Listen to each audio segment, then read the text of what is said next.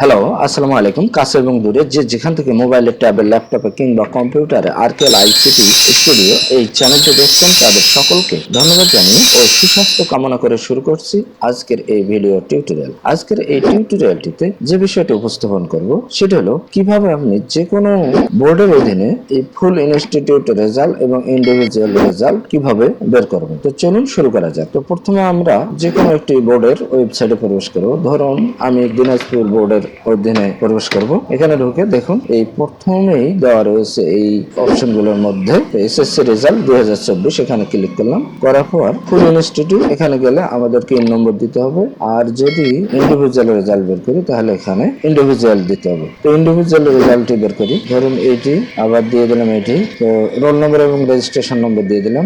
দেখুন এটি বের হয়ে আসলো। আবারও চলে যাই আরেকজন ছাত্র বা ছাত্রী থেকে এইটি রেজিস্ট্রেশন দিয়ে সাবমিট দিলাম। দেখুন চলে আসছে। এবারে ইনস্টিটিউট রেজাল্ট এখানে গেলাম, যাওয়ার পর ধরুন ইন নম্বর এটা দিয়ে দিলাম। যেমন তার এইভাবে আমরা দেখতে পারি, এভাবে আমরা রেজাল্ট বের করে নিতে পারি। তো এই ছিল আজকের টিউটোরিয়ালের মূল বিষয়। যদি টিউটোরিয়ালটি ভালো লাগে তাহলে লাইক করবেন এবং শেয়ার করবেন, আর সাবস্ক্রাইব করতে ভুলবেন না।